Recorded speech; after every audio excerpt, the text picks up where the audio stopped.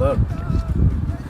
ప్రభు నందు ప్రియమైన దేవుని బిడ్డలారా, ప్రభు అయిన యేసుక్రీస్తు నామంలో మీకు అందరికీ వందనాలు. అందరూ బాగున్నారండి? సంతోషంగా ఉన్నారా? మీరందరూ బాగుండాలని నా ప్రార్థన.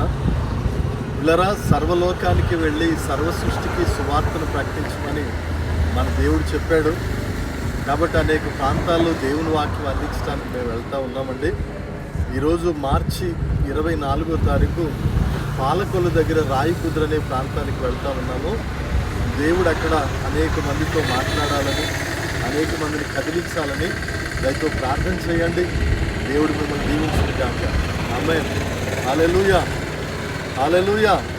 God bless you.